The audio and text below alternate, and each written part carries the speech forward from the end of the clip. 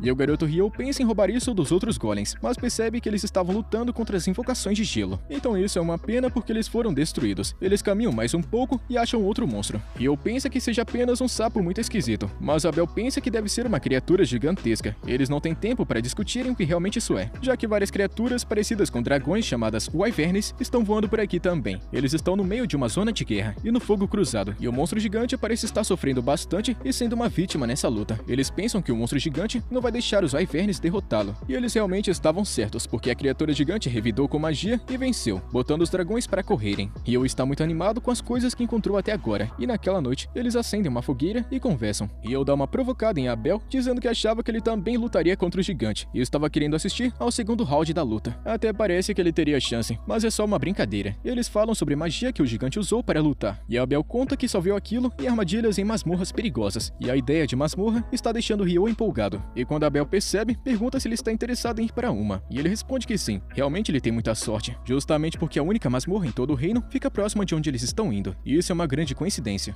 O garoto Ryo fica zombando de Abel, falando que ele escondeu isso dele, e não contou algo tão interessante desde o começo, mas Abel se defende falando que nem sabia que Ryo iria se interessar por masmorras. Quando Ryo fica querendo saber as outras coisas que Abel pode estar escondendo dele, Abel pergunta se ele já viu anões e elfos antes, porque ele realmente está com sorte. Tem vários anões no fim da jornada deles, e eles são muito fortes. Quando ele diz isso, Ryo conta que já sabe, e Abel se pergunta como ele pode saber desse tipo de coisa. Ele também conta que tem apenas um único elfo na cidade, e Ryo fala que também já sabe dessa informação. Eles continuam sua jornada subindo uma grande montanha, e Ryo conta para Abel que assim que eles cruzarem a colina, eles vão encontrar uma comunidade humana. Abel não estava esperando que Ryo soubesse dessa informação, então ele pergunta a Ryo novamente por que ele é tão esquisito e especial. Ryo se lembra de que foi o dragão quem contou a ele sobre isso, quando eles estavam conversando, mas ele também sabe que não tem como como explicar esse tipo de coisa para Abel, e ele simplesmente acreditar. Então ele diz a Abel para deixar isso pra lá. Enquanto eles continuam sua aventura, o monstro de alto nível está ameaçando eles. Ao sentir a sua presença, Abel se prepara para lutar, mas ao ver o gigantesco desafio na sua frente, ele fica tão assustado que nem se dá o trabalho de lutar, e está com dificuldades até para respirar de tanto medo. Mas por sorte, Ryo chama sua atenção e joga carne no monstro. Depois que o pássaro engole a carne, ele vai embora estando satisfeito, e Abel, se borrando de medo, fica cheio de alegria por tudo isso ter acabado. Ele fica feliz por Ryo ter conseguido protegê-lo, e eles continuam sua jornada, e se perguntam o que tem de errado nessa área. As criaturas que eles viram aqui não são criaturas que humanos deveriam ficar enfrentando. Tem alguma coisa muito errada nesse lugar. Ele se lembra de que os wyverns sempre voam na direção do norte, então eles imaginam que estejam perto da montanha. Eles ficam verificando os arredores da colina, e encontram vários wyverns comendo a carcaça de outro monstro. Ele percebe que estava certo, e Abel pensa que seria melhor se eles não lutarem, mas Ryo está pensando exatamente o contrário. Ele acha que eles devem cair na porrada com esses monstros, e se eles vão lutar, melhor que lutem agora porque os wyverns estão no chão. Eles partem para o ataque e conseguem vencer, mas são abordados por vários outros wyverns que estão voando na sua direção. O garoto Ryo utiliza sua magia para matar eles do céu, e Abel vai atrás das joias deles, e ele já está animado com toda essa luta maluca. Então quando vários outros monstros aparecem, ele fica muito feliz. Quando eles finalmente terminam essa longa luta, eles se olham e dão um sorriso. É uma ótima parceria, e essa luta durou até entardecer, e depois Ryo e Abel continuam sua jornada, enquanto discutem se devem ou não se arriscar em bater de frente com outros dragões novamente. Enquanto Ryo não se importa em lutar com essas feras perigosas novamente, Abel não tá querendo passar por essa emoção toda de novo. Ainda assim, ele está muito feliz por Ryo ter lutado contra os wyverns antes, pois agora eles têm um saco cheio de pedras mágicas que podem trocar por muito dinheiro. De qualquer maneira, os dois chegam em uma área bem ao norte e percebem que tem uma estrada um pouco longe, o que significa que eles vão achar uma cidade se seguirem por ela. Abel dá uma olhada ao redor e como a estrada leva até uma gigantesca montanha de gelo ao leste, ele acha que deveriam começar a caminhar para o oeste. Abel parece reconhecer as montanhas geladas, mas não conta a Ryo sobre isso, apenas contando que se eles seguirem o caminho que ele falou, chegarão em uma outra cidade. Ryo fica feliz com a notícia e fala sobre o quanto ele tá querendo dormir em uma cama confortável ultimamente. Abel fica surpreso ao saber que Ryo é um cara tranquilo, pois ele considera o rapaz o homem das cavernas que só quer lutar contra criaturas. Após isso, Abel começa a recomendar para Ryo o que ele deve fazer quando chegarem na cidade, contando sobre a comida local que, segundo ele, é muito saborosa. Os dois amigos não demoram muito para chegar na cidade, e quando chegam, acabam entrando em um restaurante local para comer. Abel informa Ryo sobre as guildas de aventureiros, aconselhando o rapaz a se registrar como aventureiro, já que ele é bem forte. E segundo Abel, o cartão da guilda também funciona como um documento de identidade, e com ele, Ryo terá permissão para entrar em qualquer lugar do país de forma gratuita. O garoto Ryo parece ter gostado bastante da ideia, e quando eles chegam na cidade, Abel teve que pagar uma moeda de prata aos guardas no portão, para que ele pudesse entrar. Abel também conta para Ryo uma outra vantagem de se juntar à guilda dos aventureiros. Ele pode negociar pedras mágicas e itens de monstros, mas também lembra de que ele precisaria ser um alquimista para usar esses itens. E Ryo, sendo apaixonado por química, tem grande interesse em alquimia, então ele começa a pensar em se tornar um aventureiro. A garçonete serve curry e arroz, e o rapaz fica surpreso que esse mundo também tenha alimentos famosos de seu mundo anterior. Ele fica pensando sozinho que nessas histórias, o protagonista acaba levando muito tempo até conseguir fazer uma imitação da comida de seu mundo natal. E já que comidas como curry já existam aqui no mundo de Fai, o garoto pensa que tá no lucro, reconhecendo isso como tipo de bênção dos anjos. O garoto esfomeado tá mandando tudo pra dentro, chamando a comida de deliciosa. Ele até pede mais uma, e talvez até mais 2 porções se tiver mais espaço na barriga. Na manhã seguinte, ele conta mais uma vez o quanto ele amava curry, fazendo Abel se perguntar se esse homem das cavernas nunca comeu uma comida decente antes. E já que Abel também não falou sobre a cidade ter curry, Ryo fica brincando falando que Abel talvez esteja escondendo segredos mais interessantes dele. Isso pega Abel de surpresa, pensando que talvez esteja realmente escondendo alguns segredos de Ryo. Os dois caminham por campos e fazendas, e logo chegam na cidade de seu destino. Ao chegarem ao portão de entrada da cidade, o guarda reconhece o Sr. Abel, e fica chocado em vê-lo, pois tiveram várias notícias de seu desaparecimento, e Abel não tem tempo para explicar a situação. Ele apenas diz ao guarda que o garoto ali atrás salvou a vida dele. O guarda agradece Ryo por salvar Abel, e aperta sua mão muito emocionado. E como Ryo ainda não se registrou como aventureiro, ele precisa pagar uma taxa de inscrição. Abel, mais uma vez, faz isso por ele, pagando para o guarda uma moeda de prata como taxa. O guarda mais uma vez dá as boas-vindas a Abel de volta à cidade, e pergunta o que ele planeja fazer agora. Enquanto conversam, Ryo percebe que Abel deve ser bem famoso, e muito bonzinho com todo mundo daqui. Em seguida, os dois vão até a guilda dos aventureiros, e no caminho, Abel conta a Ryo que é normal que quando uma pessoa se registra, sua classificação começa no nível de rank F, mas já que Abel é um aventureiro veterano, ele acha que pode ajudar na posição de Ryo, e com essa referência, Ryo pode começar no nível E, ou até mesmo no rank D. As famosas regras de patente também se aplicam a esse mundo, o que significa que quanto maior a classificação de uma pessoa, mais difícil será a missão que ela deve realizar. Abel não acha que Ryo vai precisar fazer nenhuma missão, pois acredita que o garoto vai ficar com muito dinheiro quando vender todas as pedras mágicas que eles possuem. Eles têm uma quantidade tão absurda que vender tudo de uma vez pode acabar desequilibrando o mercado. Então, Abel está querendo falar primeiro com o mestre da guilda, para que ele decida o que fazer. Eles entram na guilda e rapidamente todo mundo fica chocado e radiante ao ver que seu querido amigo Abel está vivo e muito bem. Enquanto dezenas de pessoas estão cercando Abel, o garoto Ryo dá um sorriso, pois ele nunca imaginou que faria um amigo tão popular. Ele sai do local porque está sentindo como se estivesse segurando vela e decide dar uma volta lá fora, quando ele encontra uma garota elfa que se interessou por sua roupa, reconhecendo ela como o traje do Rei das Fadas. Ryo fica confuso, pois não faz ideia de quem seja o Rei das Fadas, mas infelizmente a garota elfa diz que está com pressa, então ela vai embora sem explicar mais nada, mas ela quer se encontrar com ele novamente em breve. Abel sai da guilda procurando Ryo e traz o garoto para dentro, apresentando ele a todos como o cara responsável por salvar sua vida. Ele então empurra o garoto para frente e todos falam sobre o quanto estão felizes e gratos a ele. E depois que todos eles voltam para suas tarefas, Abel leva Ryo até a recepcionista da guilda para o processo de registro, pedindo à recepcionista que coloque ele como aventureiro de rank D. A garota recepcionista não consegue acreditar que um homem como Abel, que é do grupo da Espada Carmesim, esteja pessoalmente recomendando alguém. A garota conta que é a primeira vez que vê alguém fazendo esse tipo de coisa. Isso deve significar que Ryo deve ser realmente um cara muito especial. A recepcionista aprova, mas conta que ainda tem um processo de avaliação física. E o garoto também precisa passar nesse teste para se tornar um aventureiro de verdade.